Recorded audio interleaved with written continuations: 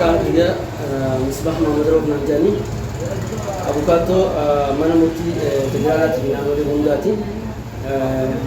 Nuti tajaajilli jalqaba irratti kan nu tajaajila seeraati. Namaafis dhaabbannee falmuudhaa sanboota immoo kan gorsaatis ni qabna. Akkasumatti illee namoota kan harka qalleeyyii waan abukaatootti dhaabbatan hin qabne nama guddaa daa'immaniif bilisaan dhaabbannee hanga dandeenyetti imimmaan haadholii teenya haquudhaaf tattaaffii godhaa jira jechuudha. Teessoo teenya jalqaba irratti biiroon mana murtii godina Harargee Bahaa mana murtii olaanaa fuula duratti argamna. Teessoon tokkoffaan lammaffaan ammoo magaalaa Dirreedawaa Kaziraa Teelee duubatti argamna. Kan lammaffaa kan mana murtii federaalaa. Kanaafuu iddoo lachuutti hojjechaa jirra jechuudha. Mana murtii Dirreedawaattis hojjechaa jirra. Akkasumatti illee tajaajila godina Harargee Bahaa ummata godina Harargee Bahaatti mana murtii godina Harargee Bahaa cinatti kannaa jira. Nuti egaa akkuma dhaloota qubee jettanitti dhaloota qubeetti waa hedduudha barachaa dhufe if qofaa fi kan jiraatu. Namoota biraatiifis jiraachuu qabna. Waan ummata irraa argannu sun qofa osoo hin ta'in ummataaf maal godhuu qabna kan yaadnu. Sababni isaa namni hundinuu haqa barbaada yeroo mana murtii kana dhufu. Yeroo haqa barbaadu maallaqa isaa qofaanii miti kan haqa kana argachuu qabu. Tolaanis argachuu danda'uudha qabu. Kanaaf akka warra duriitti namni maallaqa hin qabne nama dhaabbachuu hin danda'u jechuu miti.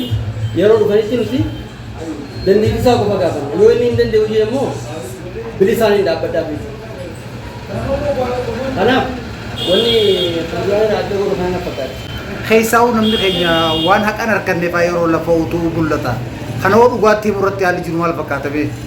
Kan irratti an jalqaba akka kiyyetti yeroo dhufan dhimma isaanii ni ilaala. Ogeessa jechuun wanni kun ni deemsifamu hin deemsisu kan jiru. Yoo hin deemsisne jalqaba warra ittiin inni kun hin deemsisu dhaabii.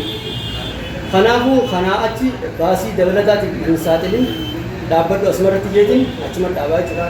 Yoo keessa deemsisu ta'e immoo yoo inni illee jalaa hin dhaabbatatee anuu jalaan dhaabbadhu jechuudha. Dirqamaan isa jalaa bu'eetiin hanga wanni sun galmaduutti akka wanni kun bakka doogoraa jiru. Kan lammadaa nama durii fi nama ammaa dhaloota qubee wanni gargar godhu. Kanaan dura abukaattoon baay'een dhimmoota deemsanii kan hin deemsisaa jedhanii uummata sossobuu tura. Sababni isaa waan hin deemsisne immoo uummata jalqabu ittiin qaba. Hin deemsisuu qoroonnee kanaas hin deemsisuu dhaabii qaba. Yoo hin deemsa jee inni mataa isaatii bira qotee haa deemsisu.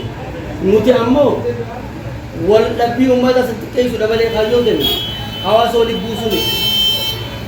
Wal dhabbii uummata xiqqeessinee akka hawaasni wal hin dhabne haqa qabu immoo akka haqa isaan dhabne godhu kaayyoon. Lakkoofsi bilbila kiyyaa duwwaa